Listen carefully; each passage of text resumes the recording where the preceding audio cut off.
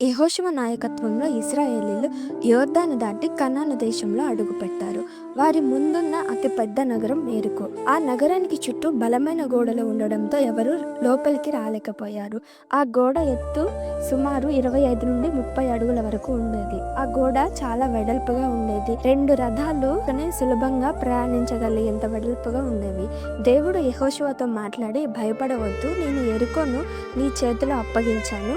6 రోజుల పాటు ప్రజలు రోజు ఒకసారి నగరం చుట్టూ తిరగాలి. 7వ రోజు 7 సార్లు తిరగాలి. చివరిగా యాజకులు బూరలు ఊదినప్పుడు ప్రజలందరూ గట్టిగా కేకలు వేయాలి. అప్పుడు ఆ గోడలు పడిపోతాయి అని చెప్పాడు. యెహోషువ దేవుని ఆజ్ఞ ప్రకారమే ప్రజలను నడిపించాడు. 6 రోజుల పాటు వారు నిశ్శబ్దంగా రోజుకొకసారి ఆ నగరం చుట్టూ తిరిగారు. మందసము కూడా వారితో పాటు ఉంది. 7వ రోజు తెల్లవారగానే లేచి యెరికో చుట్టూ 7 సార్లు తిరిగారు. చివరిసారి పూర్తయ్యాక యాజకులు బూరలు బలంగా ఊదారు. ప్రజలందరూ గట్టిగా కేకలు వేశారు. వెంటనే యెరికో గోడలు కానీ రాహాబు ఇల్లు మాత్రం పడిపోలేదు. ఇశ్రాయేలీయులు నగరంలోకి ప్రవేశించి దానిని జయించారు. ప్రజలందరూ ఆశ్చర్యపోయారు. ఇశ్రాయేలీయులు ఎటువంటి యుద్ధం చేయలేదు. దేవుని మీద విశ్వాసం ఉంచి దేవుని మాట విన్నారు కాబట్టి వారు కనాను దేశాన్ని స్వతంత్రించుకున్నారు.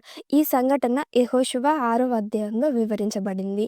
ఈ సంఘటన జరిగిన తర్వాత 19వ శతాబ్దంలో పురావస్తు శాస్త్రవేత్తలు ఎరుకో వద్ద త్రవ్వకాలు చేసి కూలిన గోడ ఆనవాళ్లను గమనించారు. ఆ గోడలు చాలా బలమైనవి అని, కేవలం బూరల శబ్దం ద్వారా పడిపోలేదు, దీని వెనుక దేవుని శక్తి ఉంది అని రుజువైంది. యెహోషువ కథనం చారిత్రాత్మకంగా సరిపోతుందని నిరూపించారు.